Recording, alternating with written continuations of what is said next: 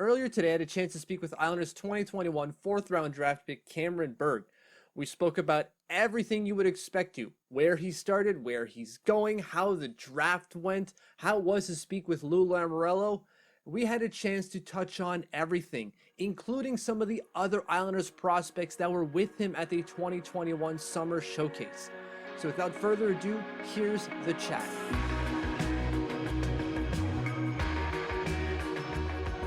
So Cameron, thank you for joining me.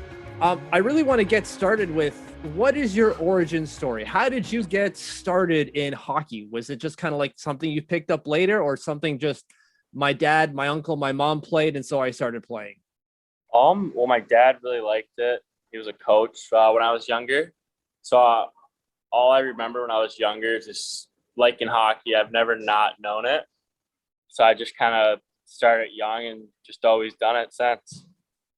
Right on. Kind of the same thing. It just completely always around hockey, and it made no sense not to ever play. Of course, I never reached the heights that you ever reached. So you've got that over me. So last year you made the jump to the, well, maybe not last year, 2 years ago, you made the jump to the USA. Sorry. 2 years ago, you made the jump to the Muskegon Lumberjacks, and things really started turning for you, at least in terms of production. What happened there to go from the Lancers to the Lumberjacks, and then the production just skyrocketed? I think it was just kind of a change of scenery and then opportunity as well. I had more opportunity in Muskegon than in Omaha, so I just took advantage of it and just kind of found my confidence and just kind of just took off, I guess. Yeah, because finished seventh in scoring and seventh in goals as well in the entire league. Was that something that you knew you could hit, or is that kind of surprised you as well, like knowing that you can hit those heights last year? I felt like it was something that I knew I could hit as long as I just did what I had to do. Beauty. So you got drafted by the Islanders. Congrats on getting drafted. That's got to be a dream come true. Did you have any idea that they would call your name, or did you think that it was one of maybe 3 or 4 teams that might be in on you type thing? Well, I talked to them a little bit, so I knew it was a possibility, but I didn't really expect, I don't know, just kind of, I guess if any team would have drafted me, I still would have been shocked like who it was, but I'm glad it was the Islanders, so it's good. What do you know about them before they called your name? Of course, not considering the pre-draft interviews. What do you know about the team before this? Well, I know they're a hard-nosed team, definitely to play against. They got some rowdy fans, which is going to be pretty exciting, and got some really good players like Barzell, Nelson, and those guys. Beauty. So have you had a chance to speak with them? Obviously, I'm sure they called you to say, like, congrats, we're drafting you.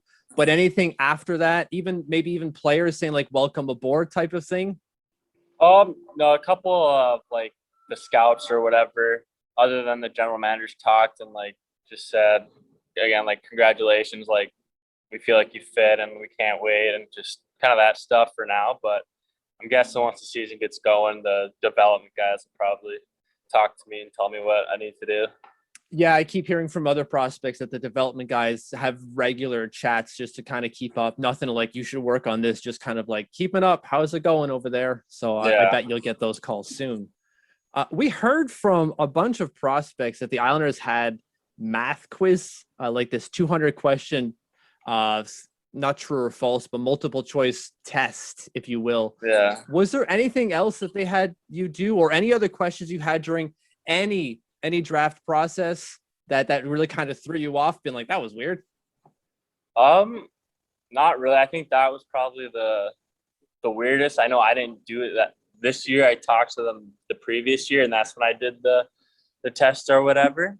Okay. So I didn't have to do this year, but I'm guessing that was probably the most, like, weird-ish for me. I mean, they always throw you some, like, curveball questions, but other than that, it's not that bad at all. What are some of those curveballs? I've heard from some, I think it's Alex Jeffries told me that he was asked, what kind of animal are you? And he's like, yeah, what am I supposed to answer to that? Because it's clearly an answer they're looking for, but it could go any way, right? Yeah, that was actually the question that I was thinking of. It was like an animal, or just team stuff too. It's just like, just trying to, like, not pick you apart, but just kind of like see, I guess, like what your response is going to be. There's another one I heard is like if there was something in a toilet, would you reach in to grab it? Like let's say $200, would you reach in or would you flush it or something weird like that? It's trying to get you to like, would you do the dirty work if you have to type of thing, right? And you're going like, you can get to that answer without having to do the gross visuals. Yeah, exactly. So you just came back from the summer showcase, had a pretty good tournament, right? Like I keep calling it a tournament. I know it's not, but I call it that. How did you feel that went for you? I thought it was good. I just kind of whatever opportunity I got, I just went out and tried my best, and no really pressure, I'd say, for me. So I just kind of went out and played and had a good time. They tell you anything afterwards, going like, okay, this is how we felt you did. We'll see you back in a little bit type of thing?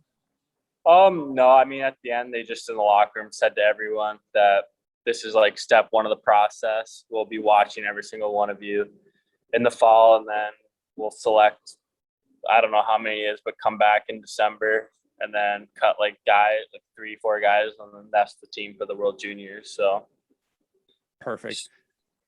What did you think of some of the other Islanders prospects? So there are 5 of you at this summer showcase, right? So there's you for Team US. On the Swedish side, there's Alexander Ljungcrantz. And then on the Finnish side, there's 3 of them with Ratu Lukas and Matthias Reijanemi on the blue line. What did you think of any of their games? Because you got to see them at least 2 or 3 times, right? I thought Ratty was obviously pretty good. It's kind of a nice pickup. Yeah, he's a really good player. Obviously, puts up tons of points and plays well. And I think I don't even want to say like E2 Lucas. Yeah, you got it. Something like it. Yeah, I think he's good. He's really like hard-nosed player. Go to the dirty areas, and then those are the only 2 that I like knew that were Islanders. So I didn't really like know like the other 2, or just because like some of them obviously their last names are something I cannot really pronounce or read, or so yeah. Fair enough. Yeah, and like you got Matthias Reijanemi plays, I think 5th, 6th on the blue line, and then you've got Ljungcrantz who plays bottom 6 minutes for Sweden. So maybe like the time on ice you don't interact as often as the other guys type of thing. So now you're in Omaha right now. I can see the shirt on. So you're getting ready to join them for 21-22. Have they told you what your role might be for them this year? I think they want me to come in and be one of the players that can impact the game as well, be in the lineup and just kind of be able to score. I think they want me to come in and score some goals for them. So, yeah. And so why did you choose them? Obviously, like Omaha is clearly a place that you like to be. Is it just more than that for why you chose to go to Nebraska Omaha? Yeah, obviously they have really great facilities to use. Obviously the rink is probably one of the best in college. And then the coaching staff, I really like them. And when they recruiting me, they really made me feel wanted. And that when I come here, that I'm going to like not sit on the bench or whatever, and I'll actually be out there playing and getting better. Yeah, that's obviously a bonus. You're going to get to play.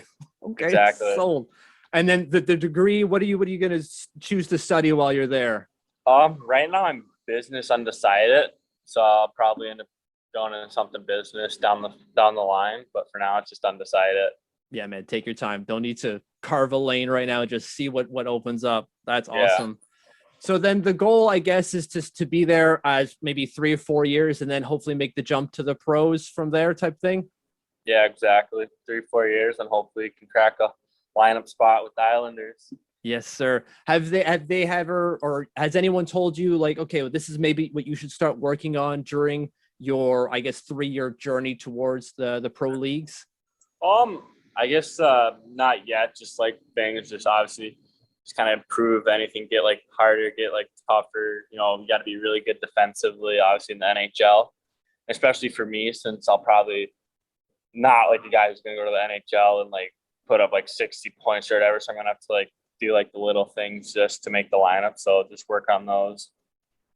Yeah, that makes a lot of sense, right? That's what I hear from a lot of prospects. Like, man, I have to work on my D game. Does that change knowing that you're going to the Islanders, who run a more they're more defensive orientated than necessarily offense orientated? Does that change so that you're kind of arithmetic to get to the NHL, or is that no matter who was going to draft me, that was my plan type thing? I think it was no matter who was going to draft me, just because feel like the role that I could possibly fill is going to have to involve obviously being a good defender and being reliable out there.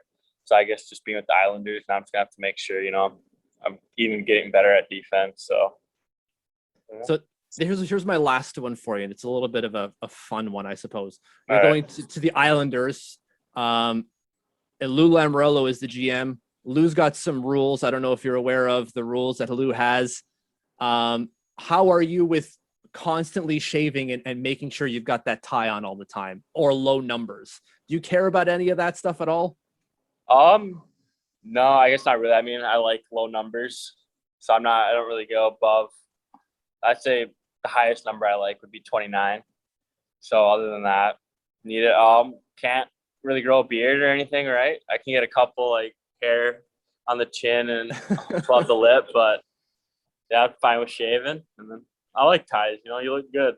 Perfect. So. Yeah, because we just saw from, was it Ilya Sorokin said that Lou saw him with his tie in his pocket, and he made the single kit to get it on his neck ASAP, and Sorokin put it up real quick. Have you had a chance to speak with Lou, at least just briefly? Yeah, just briefly. Right after they drafted me, he just gave me like a 2-minute call. Just said, "Welcome to the team and glad to have you," pretty much. And what was that like, getting a call from Lou Lamoriello? I mean, for a second, I forgot like he was the actual general manager of them, because there was just so many like thoughts going on in my head. And so when he said like his name, I'm like, oh yeah, that's right. And I was just like, wow, this guy's like kind of a legend. So that's really cool. Oh man, that must be so cool. And right away going, oh my God, it's Lou. Straighten up, fly right. Exactly. Beauty. Cameron, thank you for taking the time to speak to me. We'll be in touch throughout the year. Good luck on the season, and thank you very much. Yeah, no problem. Thanks for having me. You're welcome. Talk to you later. Talk to you later. All right.